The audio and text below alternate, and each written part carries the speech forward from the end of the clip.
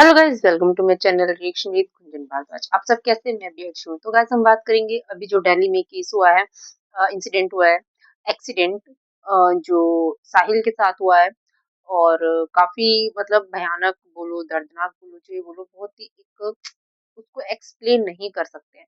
तो जिसने किया है वो स्कॉर्पियो में एक भाई बहन जा रहे थे, तेज रफ्तार उनकी स्पीड थी और वो रील बना रहे थे। एक रील बनाने के चक्कर में किसी और की जान चली गई। जो किसी का सहारा था, अपनी माँ का सहारा था, जिसकी माँ की बहुत उम्मीदें थी, उस लड़के के कितने सपने थे।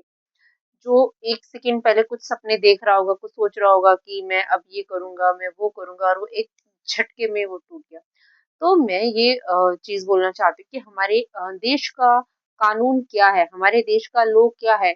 जो बाहर कंट्री है, दुबई जाओ, सऊदी जाओ या किसी भी कंट्री जाओ, वहाँ पे अगर कुछ भी क्राइम होता है तो वो ऑन द स्पॉट उनको पनिश किया जाता है। यहाँ पे अभी रिसेंट में राजपाल यादव के साथ हुआ था कि उनका चेक बाउंस हुआ था। तो जब चेक बाउंस होने पे सजा होती है और वो जेल जाते हैं, तिहाड़ जाते हैं ना, तो उनको जेल पहुँचा दिया जाता है। लेकिन ये हिट एंड रन केस, जो ऑन द स्पॉट किसी की मतलब जान चली गई और मतलब किसी की जान की परवाह नहीं है। यहाँ पे सिर्फ पैसे के बल पे कोई कुछ भी कर सकता है।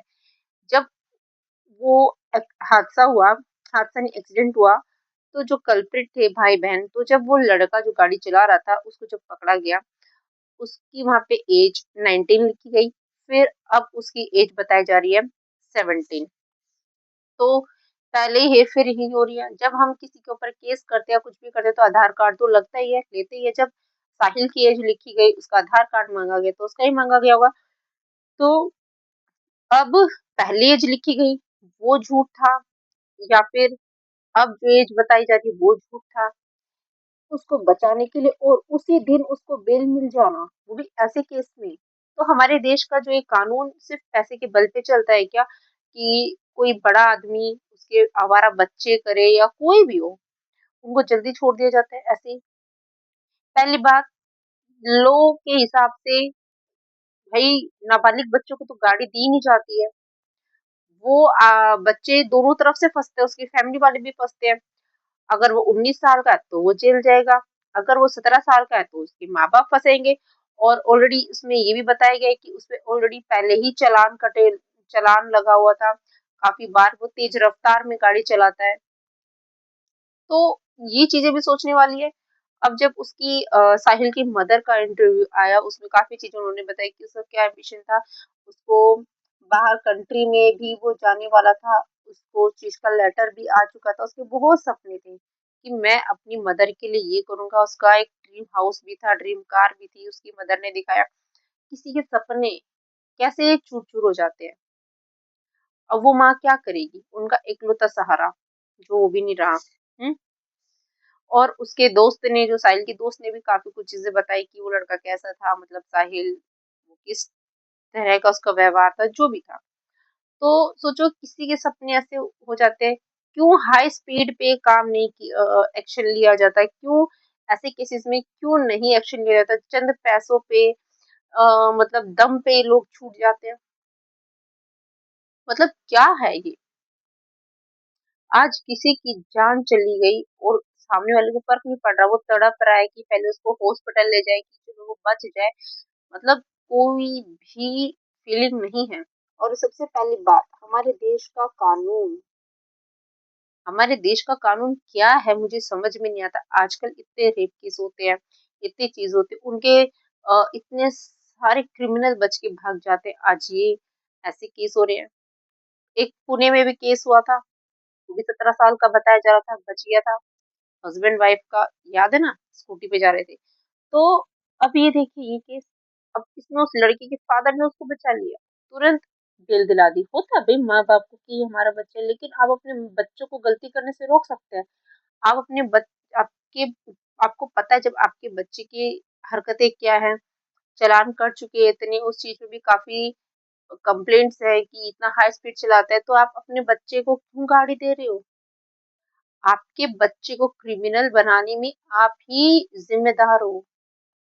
इसीलिए बच्चों को रोका-टोकी बहुत ज़रूरी होता है। बोलते हैं कि ये नहीं करना, वो नहीं करना, इससे लोगों को प्रॉब्लम होती है, नहीं। जहाँ सही गलत होता है, वहाँ रोक-टोक ज़रूरी होती है, ठीक है? तो अब यहाँ पे क्या होगा? उस माँ को कौन इंसाफ दिलाएगा? उस माँ का बच्चा वापस आएगा? उस माँ के सपने वापस आएँगे? नहीं, उस माँ की तो ज़िंदगी यहीं खत्म हो गई। अब वो क्या करेगी? अब जब तक ये केस चल रहा है, लोग पूछ रहे हैं, आ रहे हैं, जा रहे हैं, लेकिन जब ये केस खत्म हो जाएगा, उसके बाद कौन पूछेगा? कौन माँ?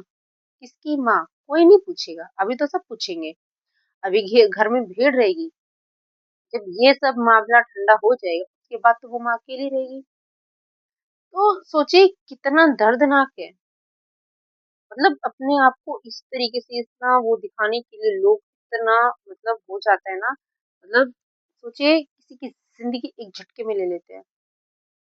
उस गाड़ी ने ऐसे टक्कर मारी उस लड़के को भी और साथ ही साथ वो एक कैब वाला था, उसको भी टक्कर मारी, वो हॉस्पिटल में है, वो ठीक है। तो सोचिए कि मतलब इन लोगों की सोच, मतलब हम क्या बोले, हमारे देश का जो लॉ है, कानून है, वो कहाँ जा रहा है?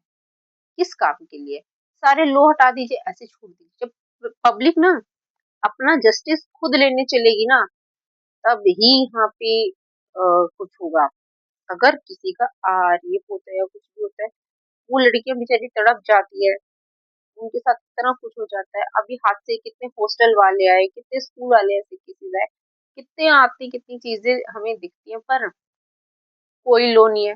क्राइम करता है वो बच जाता है। क्या चल रहा है ये? और प्लीज़ प्रे फॉर साहिल और उसके लिए सब जस्टिस माँगे और हमें यही करना है। होप हमें होप ही करनी है कि साहिल को जस्टिस मिले। उसके सपनों को जो ये छीना है ना जिसने, उनके भी सपने चकनाचूर हों। बस हम यही बोलेंगे, जस्टिस फॉर साहिल।